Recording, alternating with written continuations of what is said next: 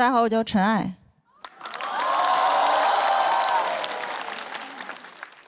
我去年过得不太好，一直在搬家，而且很倒霉。我搬到哪儿哪儿修路，搬到哪儿哪儿修路，我都怀疑上海这城市发展不会是我带动的吧？怎么追着我发展呢？是不是上海原本都没有这么多路？我搬多了，才有了路。最近住的地方倒是不修路了，给我弄钟点来了。我甚至发现附近还有个火葬场。本来我只想找个偏点的地方，那这也太偏了，偏到让你觉得这地方就该有火葬场。还有农家乐，也合理，喜丧嘛，方便吃席。这边刚烧上，那边已经起菜了，真的很近。我在家导航过，我家离火葬场不到800米，导航推荐我步行。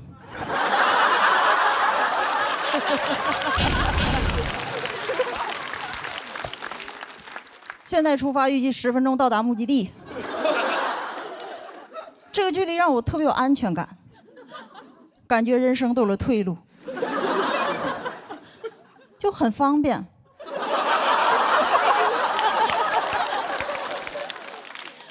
我去剧场坐地铁还有1个半小时，火葬场10分钟走到了。你知道这对我的意义吗？脱口秀讲得好还行，要是讲得不好，我就去那边逛逛。这儿火不了，还能去那儿火一把。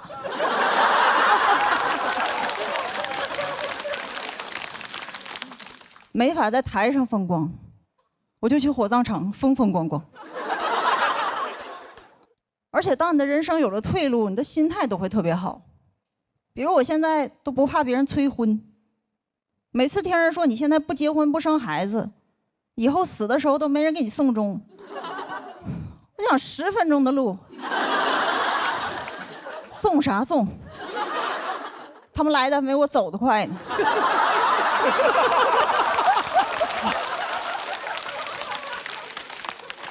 而且送终这事儿我有经验，我送过我姥，还是2回。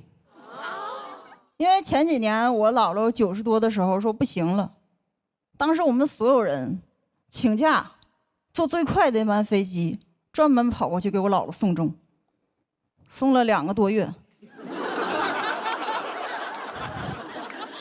没送到位，就先回去了。走的时候我姥姥还挺精神，还说要送我。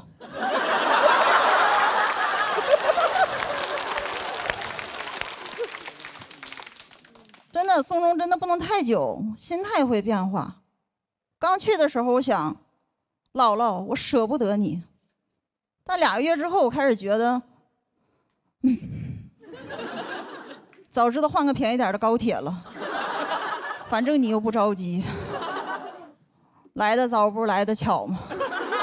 所以电视里见亲人最后一面都是姥姥我来晚了，我们是姥姥我来早了。就不能有一次正好说姥姥我来着了。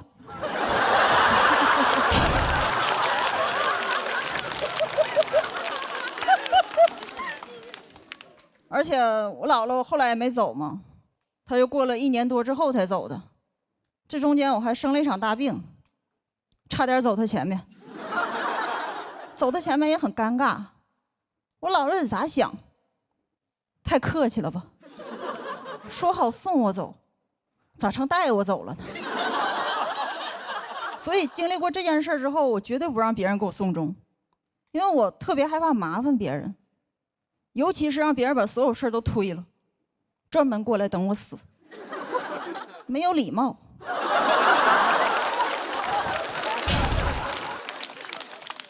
而且是等我死，就你们被人等过没有？本来也不着急。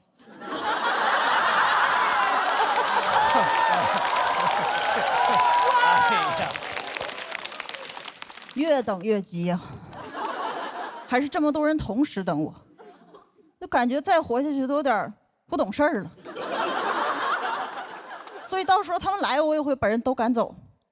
我说都回去吧，别等了，我按照自己节奏慢慢来。真的，我觉得送终这件事儿就是有人在你面前等你死。一旦弄清它的本质，甚至可以改变一些规则。比如送终一定得是亲人吗？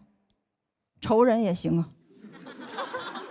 反正大家目标一致，就是送你走嘛。反正我不知道你们，但是如果我哪个远房亲戚要走了，我都不一定想去。我想谁呀？没见过，没啥感情。但如果我最恨那个人要走了，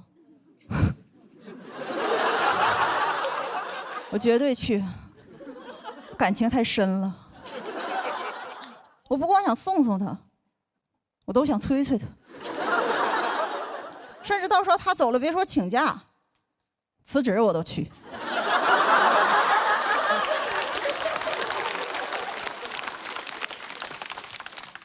反正公司少我一个也死不了，但那边少我一个，我怕他活。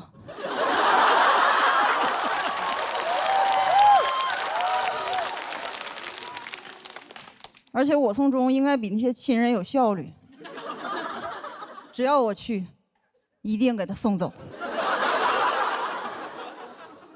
你们应该也能听出来，我现在有点绝望。确实，今年录这个节目，演员一个个都很卷，还在那争什么复活金牌，有啥用？能复活我姥姥吗？而且我看到这些人在台上那么拼，我就想，你们这么努力图啥？不就是想火，想燃吗？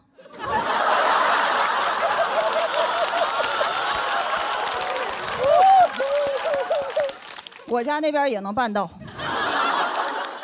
一会儿讲完，有梦想、有野心的人都跟我回去。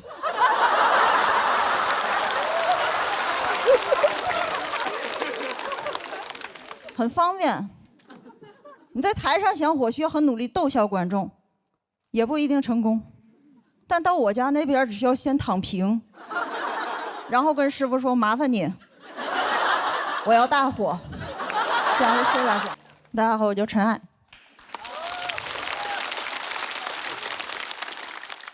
我是个正常人。虽然医生不这么认为。去年的这个时候，我状态不太好，去了一趟精神疾病医院，宛平南路600号。对，本来去之前听人调侃，我还有点担心，我怕里边的人控制不了自己的行为，突然攻击我一下啥的。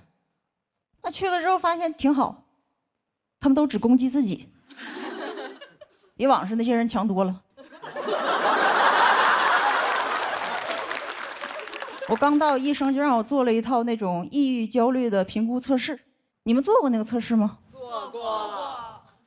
可以多做，能带来一些自信。那是我唯一一套能拿高分的题。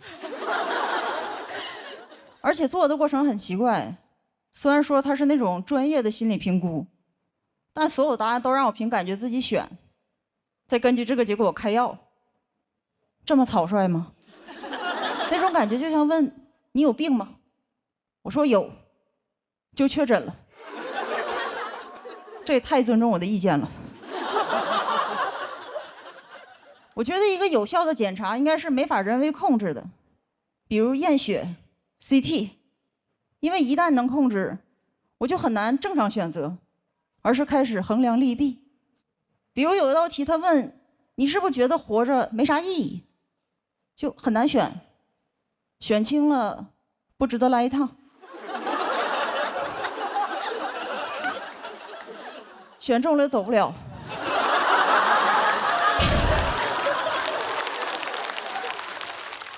类似这种问题很多，整个测试给我感觉好像就是，只要你觉得自己有病，总能查出点啥。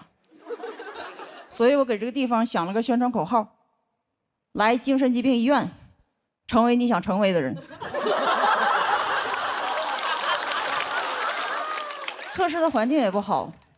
之前我在其他医院做过，它有一个专门的小房间给你答题，但那个医院患者太多了，很多人领完测试只能在走廊完成，走廊很吵，我旁边的人为了不被干扰，只能把所有的题目和选项大声读出来，成功干扰到我。有好几道题我是跟着他选的。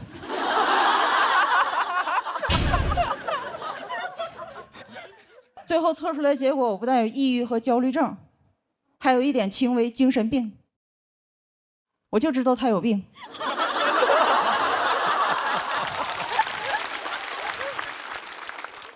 不，其实是我有。我的症状是，脑子里经常会出现很多不同的声音。你以为我现在在讲脱口秀？不，我在办春晚。我确实有一段时间严重到出门都要告诉自己正常点，但这样不会让我放松，只会更容易说错话。比如之前有一次我去买奶茶，还没到店里我就开始想要说什么。你好，来杯奶茶，凉的、热的，热的，微信。准备好了，我到那儿，我说你好，来杯奶茶。他居然问我要大杯小杯，这句没练过呀。但我跟自己说没事，你可以的。现在正常应该问什么？大杯多少钱？小杯多少钱是吧？但我太紧张了，问成大杯小杯啥区别？说完我就特别后悔，因为我发现他在用一种看智障的眼神看我，说大杯大一点，小杯小一点。这是我之前写的一个段子，那个时候我还不敢面对自己的精神疾病，所以到处说我社恐。但人家社恐只是害怕社交，也不是脑子有病。但我当时觉得应该没事儿，反正社恐也不会当面骂我。但其实我也没觉得自己多不正常，我觉得不正常的是你们，只是你们人多。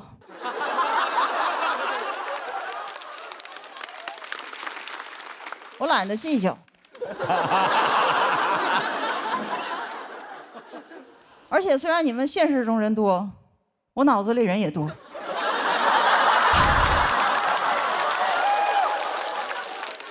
我只是在外边收着，有时候也会遇见一些人跟我说：“没事儿，你放松点儿，别太紧张。”我心想：哼，我放松，就该你们紧张了。而且其实有精神病这件事儿，我之前也不太敢说，但直到这2年。环境好，大家都疯了。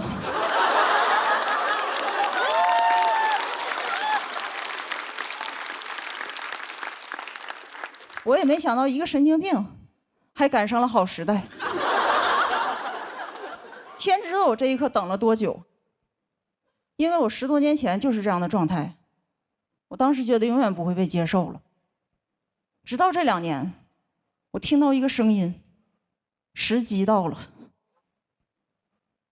原来我不是疯，我是先锋。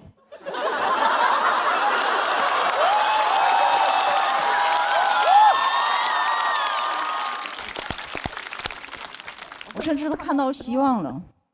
他们说信息时代人也更容易抑郁，也就是你们也会走我走过的路。你们加油吧。反正早晚都得疯，别错过这个风口。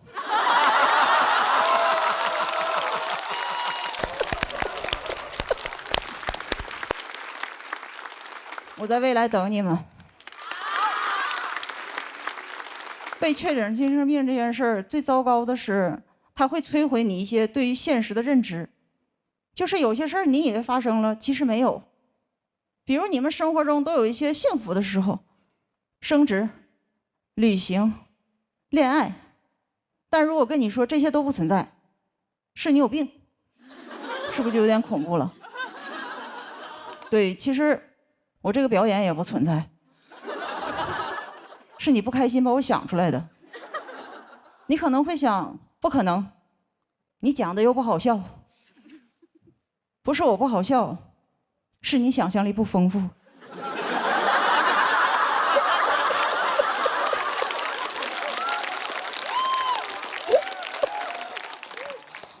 没事儿，我想象力丰富，我已经想象你在笑了。怎么样，先锋吧？讲到这，谢谢大家，看。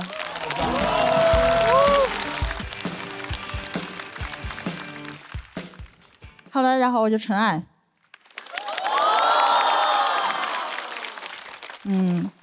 我做脱口秀这行也有几年了嘛，混的怎么说呢？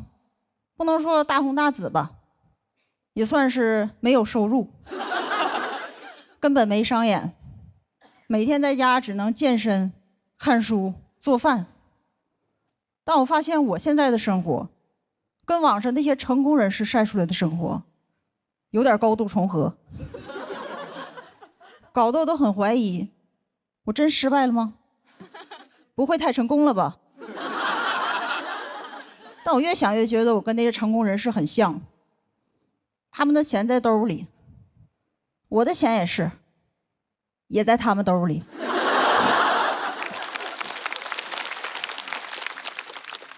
当然我也不是不想努力，我只是想休息一下。有人说那我懂了，你想 gap 一下 gap year。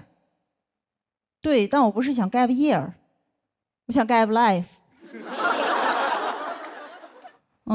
去年过得确实不太好，租的房子也一直出事儿，到处搬家，抑郁症也发作了。还好最痛苦的时候有个朋友一直陪我，某音。我真挺喜欢刷短视频的，我也知道很多批判的声音，比如劝你说别沉迷，天天刷这玩意儿人生就完了。还好我刷之前人生已经完了。甚至我觉得说短视频会毁掉人生的人，既高看了短视频，也高看了我的人生。毁我人生的多了去了，失业、贫穷、原生家庭、剪坏我刘海的发型师都排着队呢，你短视频算老几？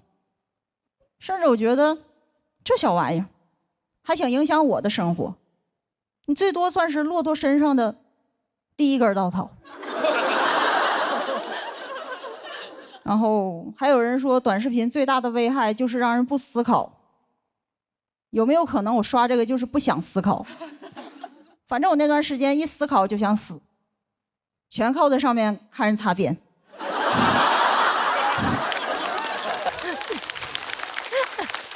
具体看什么我也不细说了，导演不让，说只能浅浅带一嘴。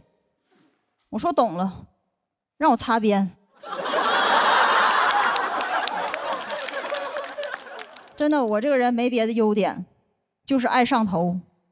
刷这东西一天上头10多次，我没从头上下来过，上面全是我的 crush。真太快乐了，根本舍不得死。所以他们擦的是自己的边，救的是我的命，都是活菩萨。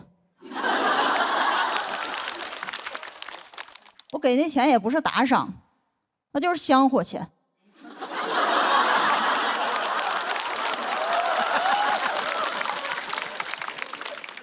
真的，那段时间就感觉我看的视频越短，人生就越长。我靠短视频续命，3秒3秒的续，就感觉阎王让我3更死，我不小心刷到5更。后来阎王都急了，说你干嘛呀，还死不死？我就把视频分享给他，他也上头了，不催我了，开始催更。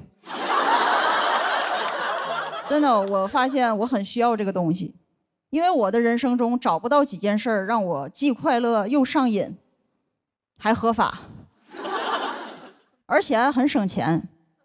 因为我看了1年多直播，只在最开始充过1块钱，然后就靠着在里边抢红包挣了好几百。我每天在直播间为自己谋福利。所以虽然我现在没商演，但已经达成了脱口秀演员的最高成就，在直播间捞钱。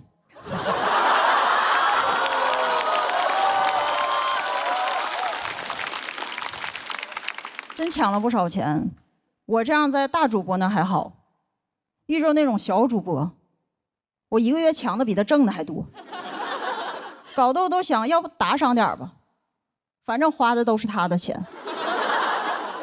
然后我不但爱刷短视频，还特别上头里边那些神曲，你们肯定也都听过。这种歌有个最大的特点，无论听的时候我的意识多嫌弃，腿已经开始跟着抖了，就感觉我大脑说太土拿走，我腿说拿回来。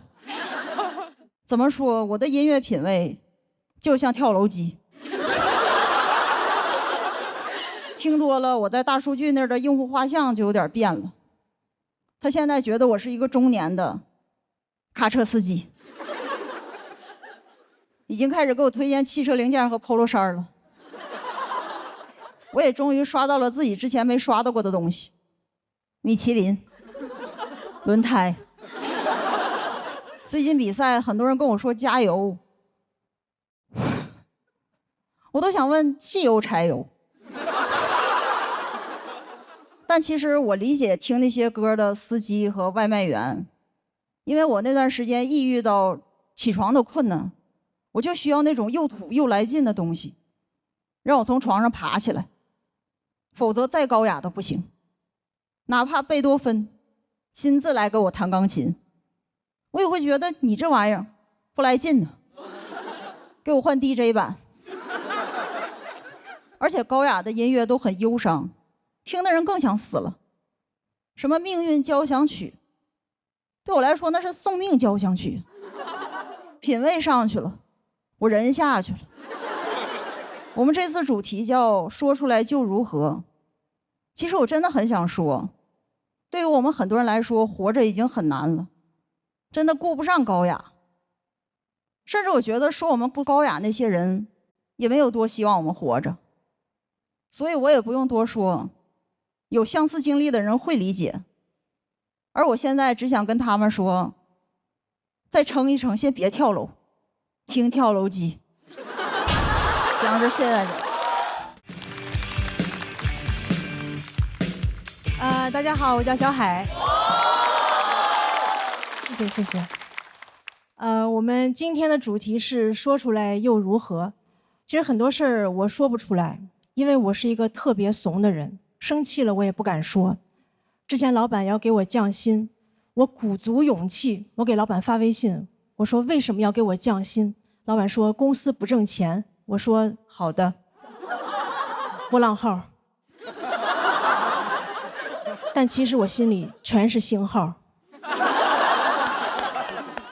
老板还跟我说，你这个人最大的优点就是情绪稳定，但他不知道我最大的优点其实是骂人不出声。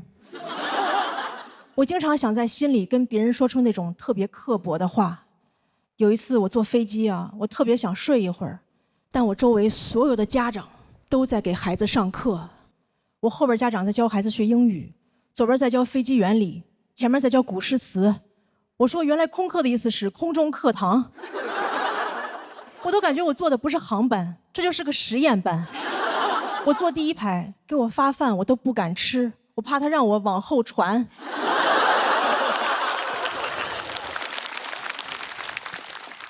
我坐那儿我都不敢打开遮光板，我怕我一打开，班主任在那儿趴着呢。然后所有的孩子都在公放pad，我看着这些孩子，我觉得他们不应该学知识了，他们应该学学人生的真相。我就想跟他们说，我说努力就能成功吗？别做梦了，你让阿姨做会儿梦吧。你知道你为什么现在还得这么卷吗？是不是因为你在经济舱？你去头等舱看看，那帮人早就躺平了。还有那个学飞机原理的，你长大也不会坐驾驶舱，因为你看pad太多，已经戴眼镜了。还有那个背古诗的，你背这么多诗，以后想当诗人吗？当诗人有用吗？现在中国最有名的诗人在卖牛脆脆。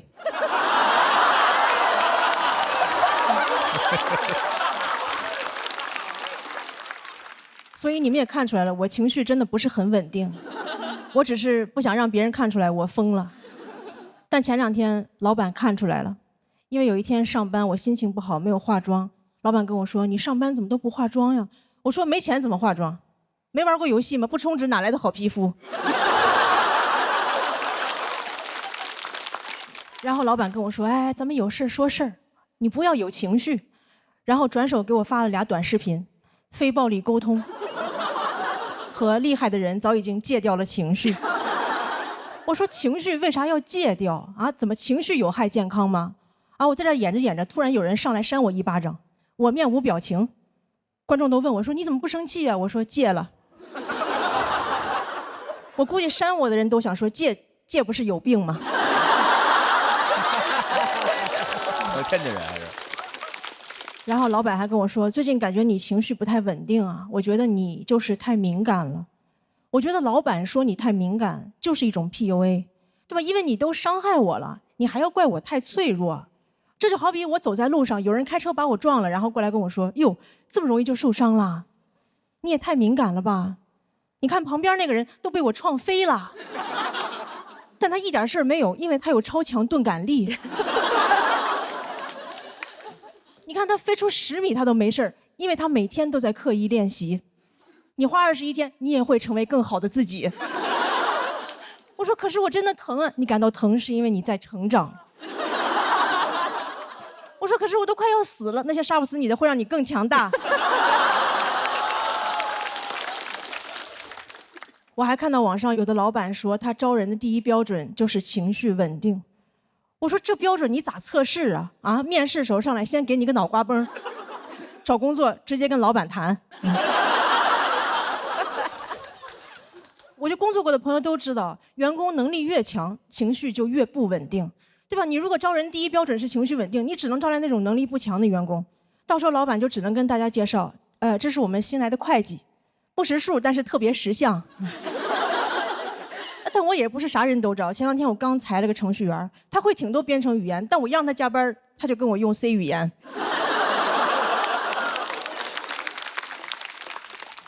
然后前2天老板又要给我降薪，我直接跟他用了一句 C 语言，然后就没有降。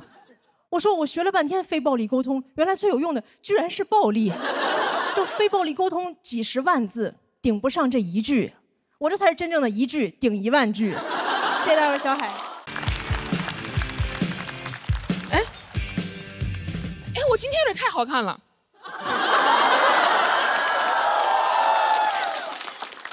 今天我看我自己，我说哇，人间水蜜桃，都有点不好意思讲我今天的内容了。我本来是想说我很抠门儿，因为虽然你们看不出来啊，但其实我对于时尚跟购物是一窍不通的。就在我心中，购物只有2种模式，一种是这个都给我插下来。另外一种是这个都不是我弄坏的啊。我记得有一年冬天啊，我为了奖励我自己，给自己买了一个200块钱的外套。我高高兴兴出门去，一个朋友指着那个 logo 问我：“你现在是有钱了哈？几千块钱的衣服，你说买就买。”我想完了。搞到假的了。但我是个很诚实的人，还是跟他实话实说。我说啊，我也不懂这些，喜欢就买了。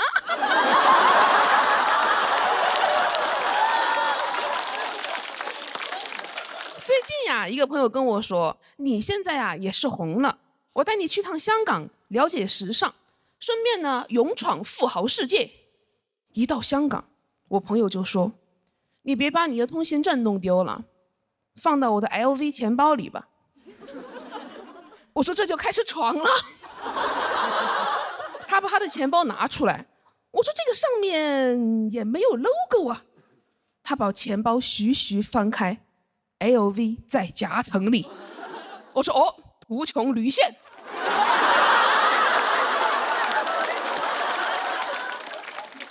我们俩在逛街的时候，他指着前面一个女生说，他说你看，那个人穿的是假裤子。我当时第一反应，我说什么是假裤子？就是他其实没穿。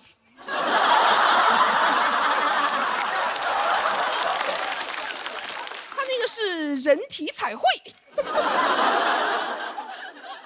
后来我朋友带我去看香水，他说他喜欢祖马龙，因为很低调，但是别人一闻就知道是祖马龙。到这儿我真的忍不住了，我说这个别人，他到底是谁呀？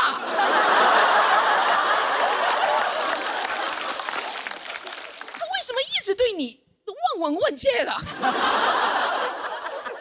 且真的有人那么懂品牌吗？因为如果是我闻到别人的香水，我只会说嘿嘿，你好香啊。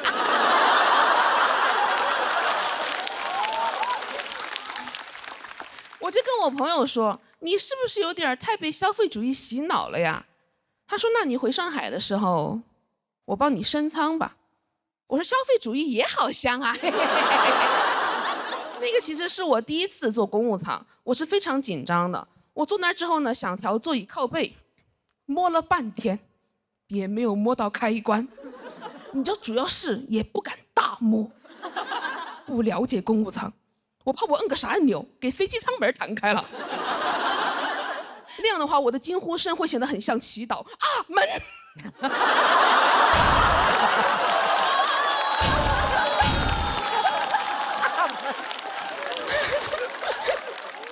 我当时特别想让空姐觉得我这个人体贴又有礼貌。当时空姐跪下跟我说话，我马上去拉，我说姐姐，这又是何苦呢？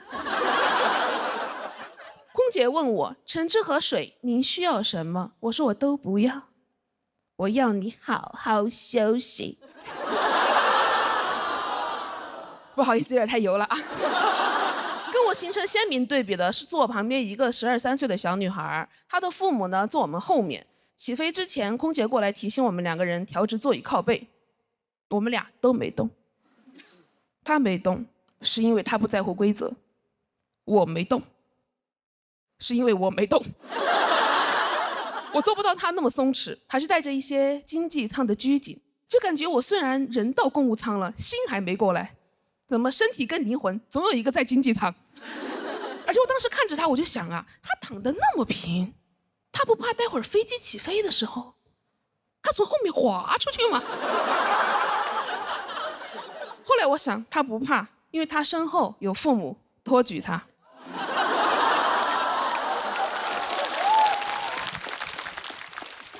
而且当时更让我生气的是，她背了一个香奈儿包。我说你12、13岁，你上初中哎，你背香奈儿干嘛呀？你拿它装笔吗？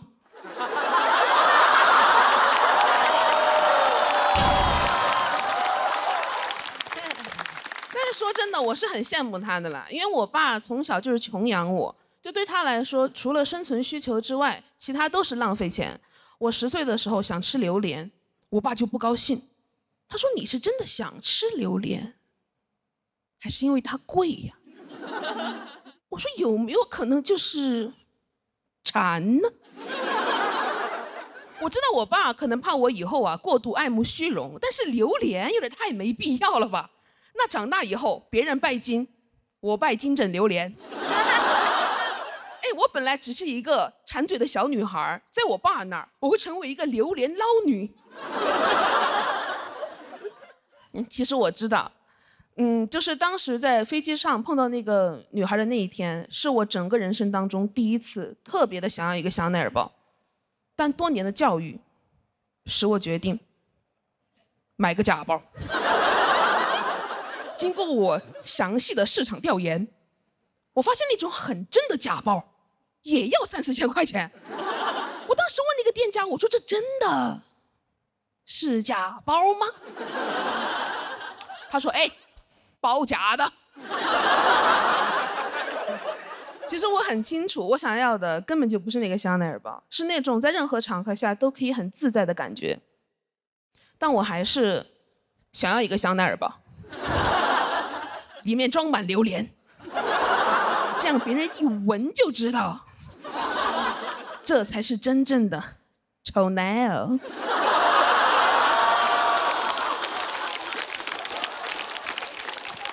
其实我上周已经买了，买的真的。哎，说出来又如何？真的，我今年很想多赚钱，我想给我妈也买一个香奈儿包，给我爸买一个刮胡刀，手动的。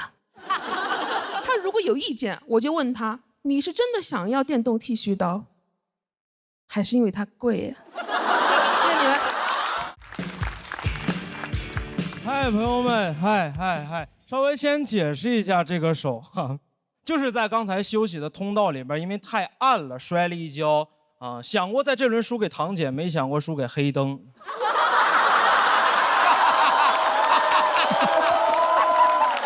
好，正式开始了。我叫于博啊。说实话，比到第3轮没有想到，但是压力真的很大，因为前2轮比的还可以。第1轮6块金牌，哥们儿上来就拿了一个。第2轮上来就给用，非常符合我的消费观念，兜里有就得花。用了一块复活金牌，现在是全场唯一的活死人。说实话，这个月一直在自我怀疑，是不是太差了？我就是那种很容易自我怀疑，然后逃避面对的人。来了上海这么长时间了，我是因为觉得自己英语差，不敢和外国人说话。但不是说真的差，英语还可以高考，但就是自卑。我在想，我是上海本地小孩，我小时候见过外国人，我长大肯定落落大方。我说 homie， let's go neighborhood right？ homie 哈，因为我是活死人。我哪管是省会小孩呢？我小时候见过外国人，我妈也会自信地推着我去背英语课文，对吗？新概念 ，Last week I went to the theater， 快点，张嘴，别逼我干你，快点。但我是农村小孩，我小时候见过外国人，对我们来说只能是侵略者。在农村见着外国人是我一生的阴影。在老家见着2个白人。我说这是啥呀？怎么了？八国联军撤退没通知你啊？怎么东西拿到大英帝国博物馆给你俩落下了？我妈让我去说话，我能说什么？我说兽首是中国的。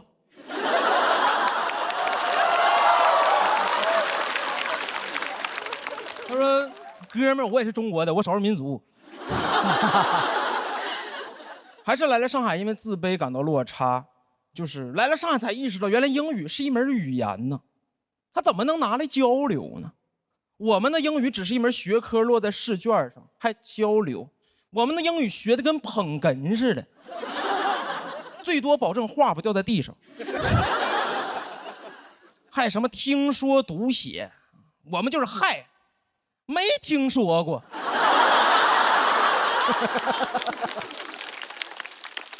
天天读写，不知道自己是一个人还是个硬盘。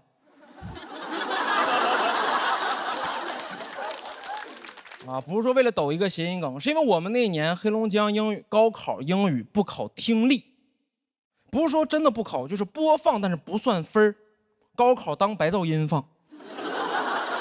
我们训练的不是如何听懂外国人说话，训练的是如何在外国人说话的时候屏蔽。专心干自己的事儿，快点！阅读理解，写作文，快点！长大了，外国人说话不是听不懂，听不见。一听着外国人说话专注。出国都没有工作，特别适合给外国人做美甲。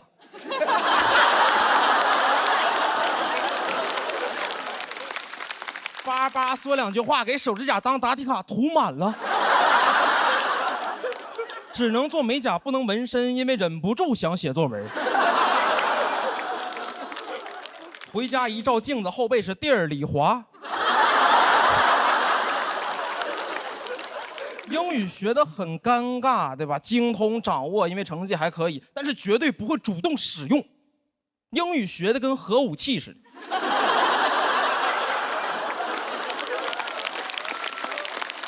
朋友还问呢，说你会不会？有时候会，他说那你说呀，我说还没到时候。我方不使用，但掌握英语威慑。别说英语了，来上海中文都快不敢跟别人说了。前2天在路上，一个闯红灯的电动车把我撞了，不是撞的这个，把我撞了。当时我挺生气的，因为我占理，我说你闯红灯是错的，你道歉。他理直气壮，他说我在闯红灯的时候故意站在路中间，我没有父母，是我在马路中间站着是为了投胎见我的父母，给我一顿骂。在他眼里边，我是一个恶意撞他的孤儿，我是个肇事孤儿。